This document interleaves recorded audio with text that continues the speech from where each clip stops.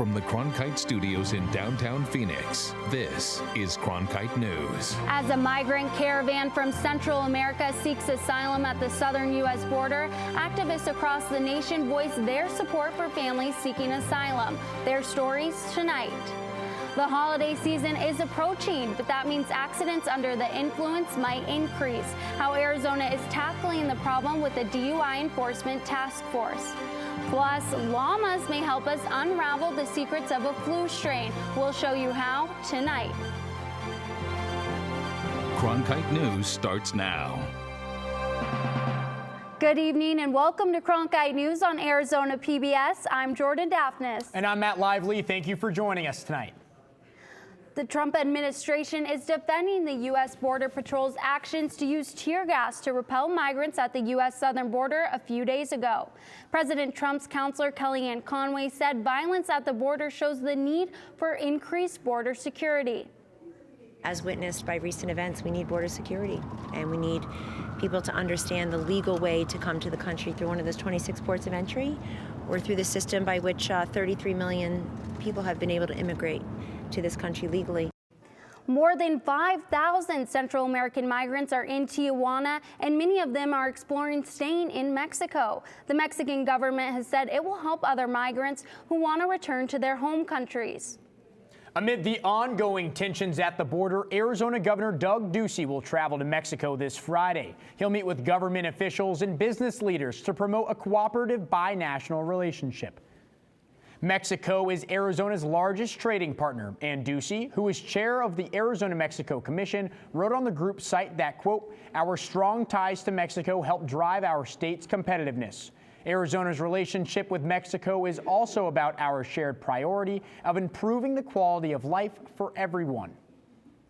Ducey will be in Hermosillo, Sonora to attend the Arizona-Mexico Commission annual meeting, which focuses on North America trade and cross-border collaboration. The governor will also travel to Mexico City on Saturday to attend the inauguration of Mexico President-elect Andrés Manuel López Obrador. The Trump administration is aiming to open more detention centers for migrant families, while also holding them in custody for a longer period of time. Currently, there's only 3 detention facilities for families. Cronkite News reporter Charlene Santiago takes us to one of them in Pennsylvania and tells us what a former detainee has to say about the administration's plan. 70 miles west of Philadelphia, local activists gather once a month outside a detention center. You've done this because you love your family. Together, they voice their support for the families inside who fled their countries and are now seeking asylum in the U.S. It's good to know that we're not alone, that there are other people who care. The Berks Family Residential Center is run by Berks County and is one of only 3 detention centers for families. The other 2 are in Texas. So I'm so excited to see. But now, after a 42% increase this past year of families arriving at the border, the Trump administration wants to open more of these facilities and hold children with their parents for as long as their immigration cases proceed. If they have an asylum claim, they can be detained until we can adjudicate that asylum claim. But, sir, that is the solve. We need the ability to keep families together. Karen Celaya was admitted in Berks in 2015 with her then 6-year-old son. After her experience, she says any type of detention is unbearable for both the children and for the parents. Más que todo es el dolor de ver a tu hijo, preguntarte, mami, ¿cuándo vamos a salir de acá? Eran preguntas que me dolía no tener una respuesta específica para él porque Celaya spent an unusually long time in Berks, 2 years, because she decided to take her case to court out of fear that she and her son might be returned to El Salvador.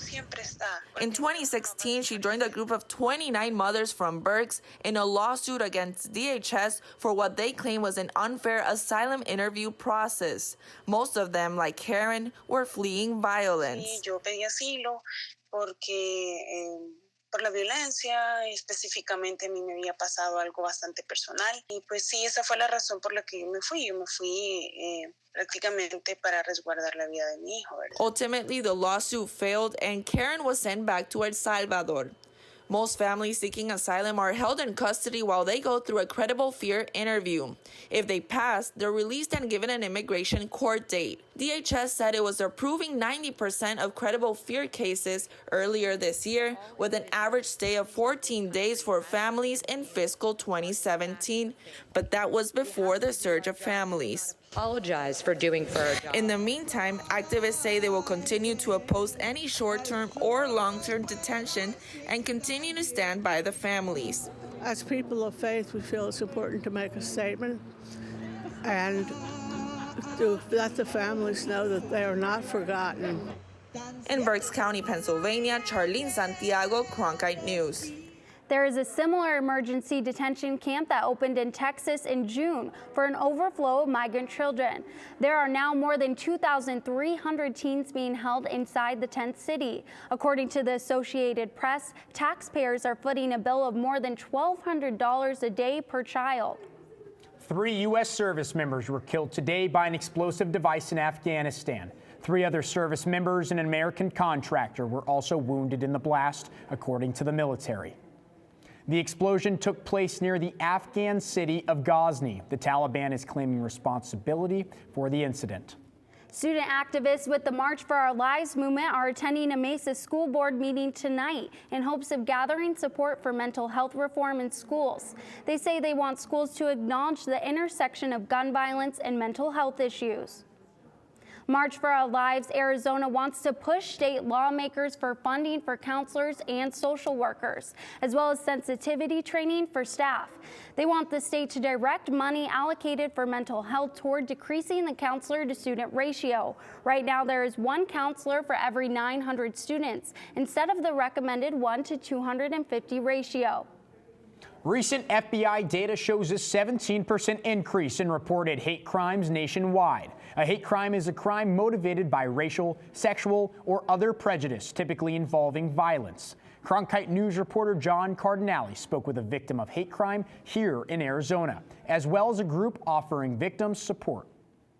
At first, what Laura DeVere experienced at her home seemed like a joke. It started over a year ago, and these kids would drive by and ring the doorbell and run away, and I just figured kids playing, didn't think much of it. But 3 months ago, the joke turned into something much more serious. One night they were just really at it and ringing my doorbell a bunch of times, and then when I went outside, I found this note with anti-Semitic graphics on it. Laura and her husband had been a target of a hate crime from what she believed stemmed from the Hebrew written decorations on their porch. I couldn't believe it when as soon as he was at work too, and I sent him a picture. I'm like, look what these kids left now. According to the FBI, 264 hate crimes happened here in Arizona alone last year.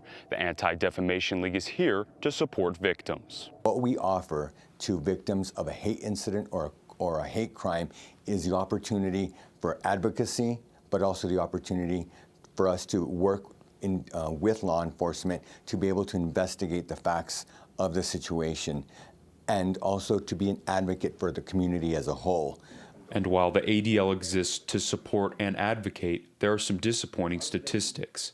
The National Center for Victims of Crime reported that just 54% of hate crimes occurring between 2011 and 2015 were reported. That is the key word, reported. We don't know what is not reported, so the numbers could be significantly higher. And that is Laura's advice to anyone who is a victim of a hate crime: speaking. It's important to talk about it and have a dialogue about it, because otherwise people aren't going to realize this is happening, and then also report it to the ADL. And since the DeVeres have made this incident known to their neighbors, they have gotten support. And you would be surprised, the community has really been very supportive, and I also think part of it was the incidents with the doorbell ringing stopped too, so I thought, that was a good way to put an end to this. In Scottsdale, John Cardinale, Cronkite News.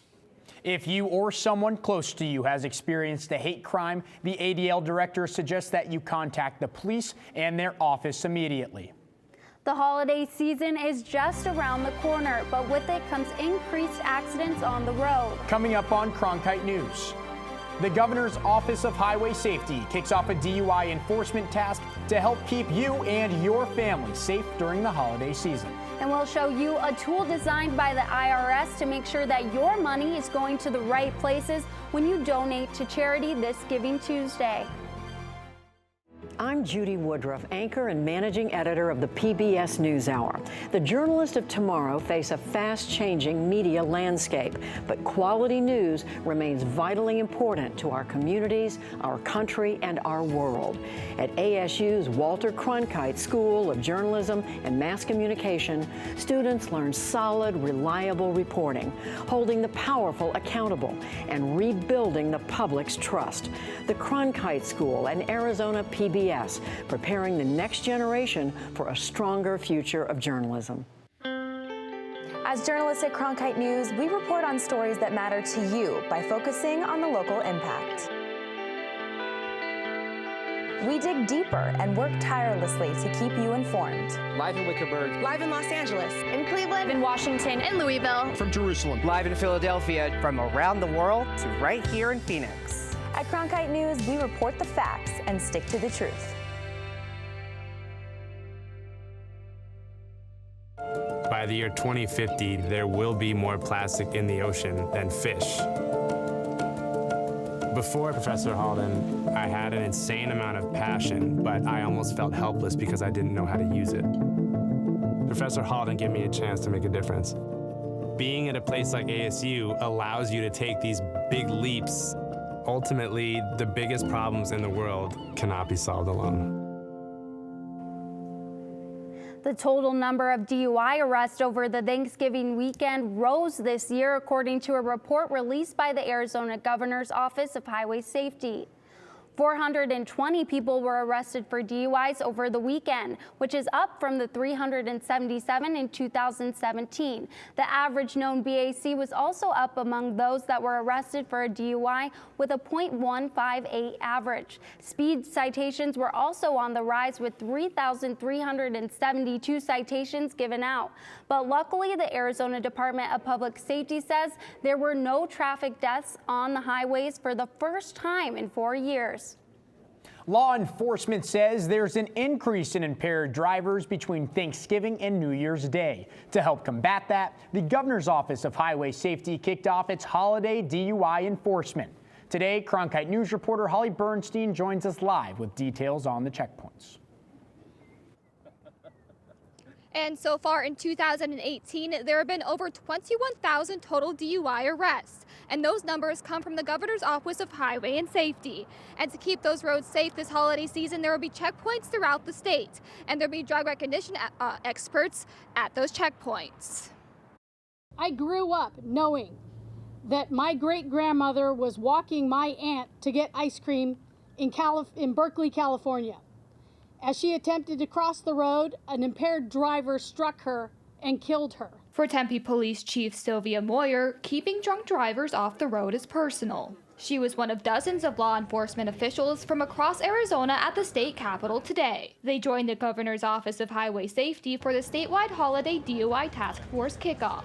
Those vehicles are weapons, and the irresponsible people that choose to drive them compromise the safety of all Arizonans. This holiday season, law enforcement officers will be out in full force, looking for drunk and impaired drivers. Along with saturation patrols and sobriety checkpoints, local agencies will also staff officers every night for the specific purpose of detecting and removing impaired drivers from the road. 81 law enforcement agencies will be involved. Phoenix Police Department Chief Jerry Williams says there's no reason why anyone should drive impaired. There are people in the community who will be designated drivers, use all kinds of systems, taxi cabs, Ubers and Lyfts. Moyer says nobody should have to lose their life to a driver under the influence. We want no other family to suffer from an injury or loss suffered from the irresponsible choice of driving impaired.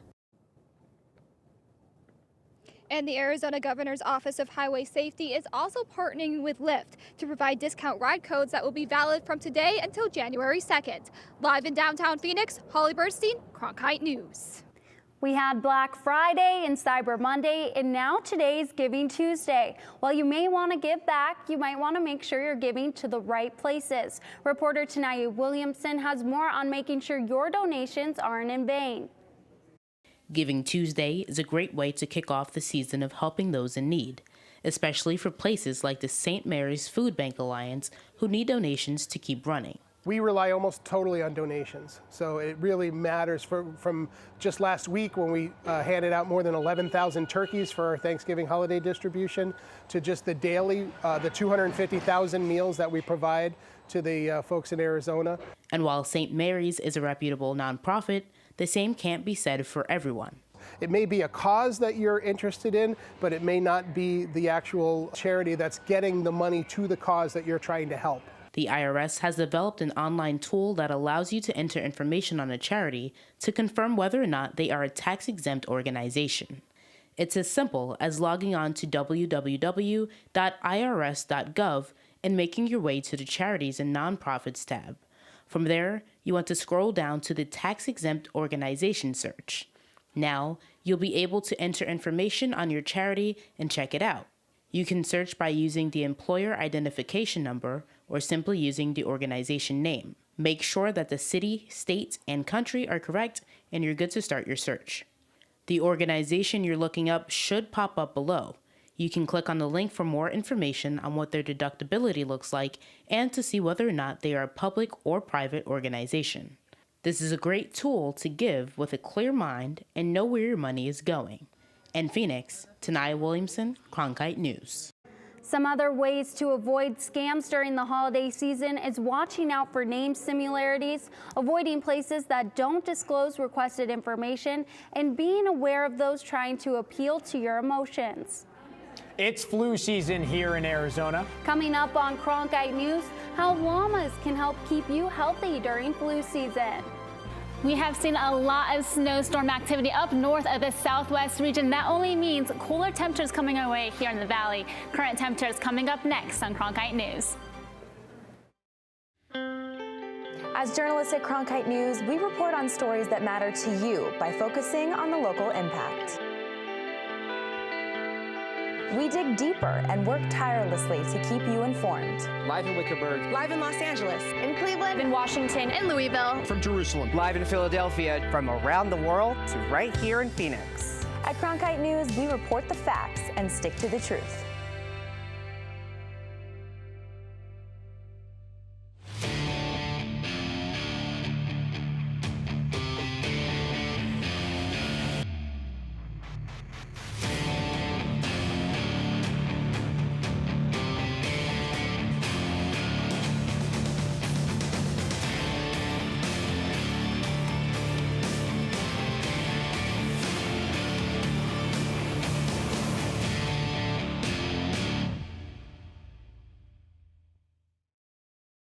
Millions of people die every year from drinking dirty water. I would never have felt I had the ability to do something without ASU pushing me. We built filtration systems out of local materials with the people. To see those kids drink clean water for the first time, it's the most rewarding feeling that you can ever have. I went to ASU because I wanted to change the world. The thing I never would have expected is how the world would have changed me. Llamas, that's right, llamas may hold the key to fighting the flu. New research is looking into an antibody from the four-legged farm animal that could help fight the illness. Cronkite News reporter Emily Four reports.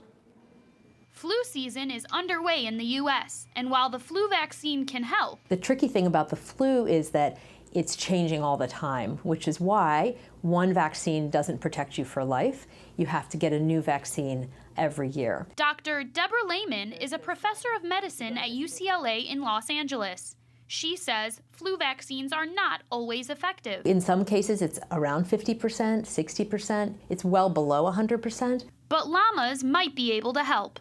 Dr. Ian Wilson is the co-author of a recent study that shows llama antibodies, blood proteins that counteract a foreign substance, may help people fight the flu. He says those antibodies would be delivered through a nasal spray rather than a shot. You're delivering it to the upper respiratory tract exactly where you're getting infected.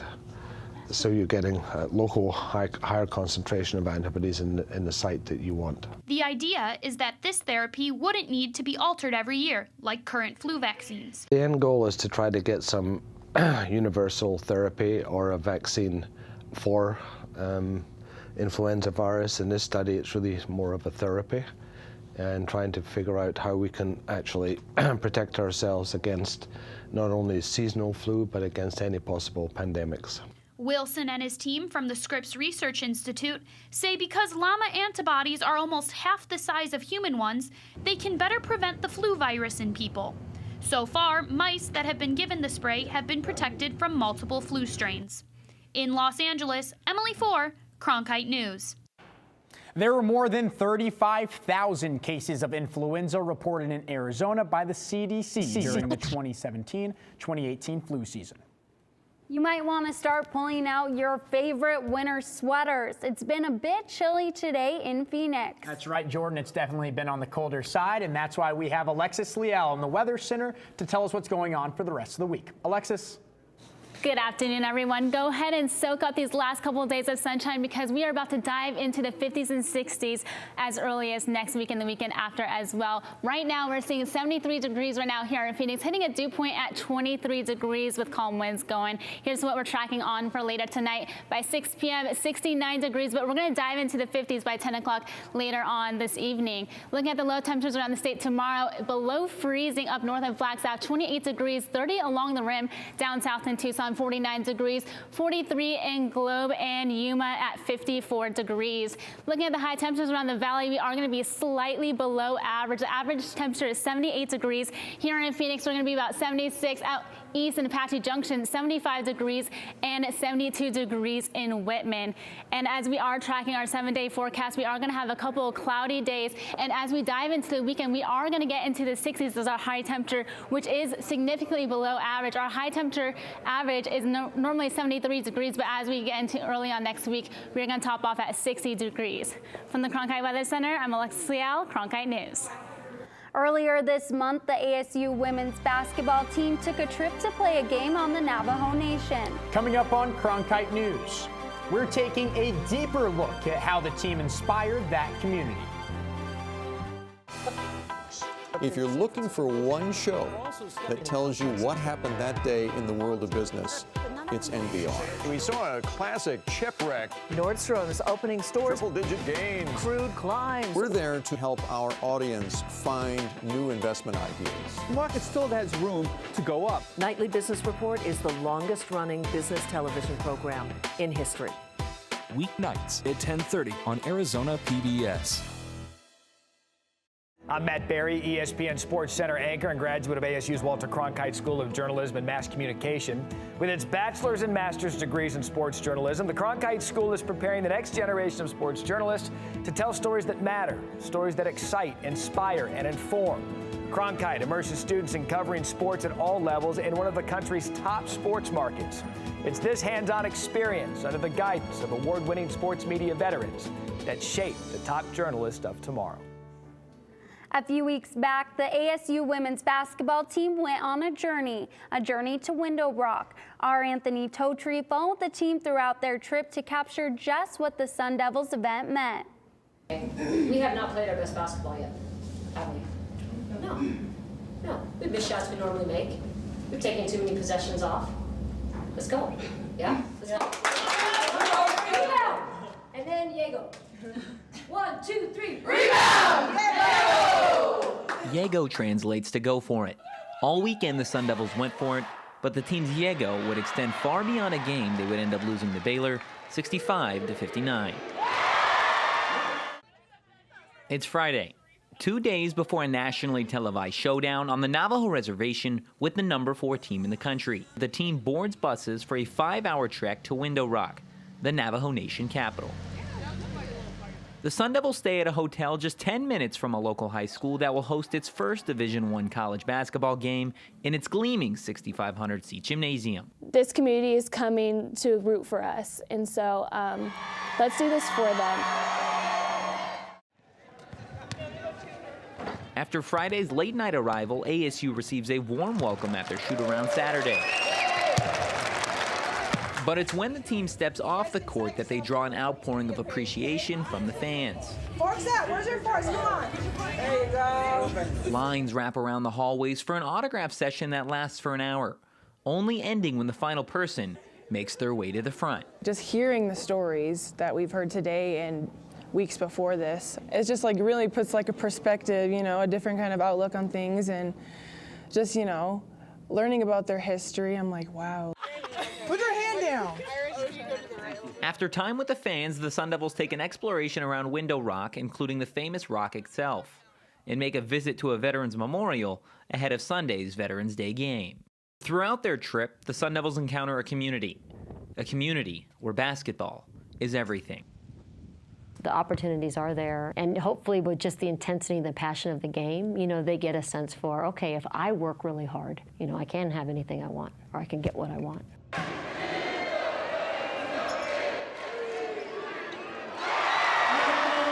Sunday, the day of the game. But for the Sun Devils, their aspirations to inspire would not so much be determined by the team's loss to Baylor, but rather the heart on display. Just the character that we play with, who we are, I thought that shined through today, and I just said that's going to inspire the 80,000 kids on the reservation, you know, even more than if we win. But the Sun Devils weren't the only ones inspiring. While ASU brought with it lessons of boundless opportunity, the Sun Devils left with a lesson of their own. To go for it, or as they say on the res, Yago. In Window Rock, Anthony Totri, Cronkite News.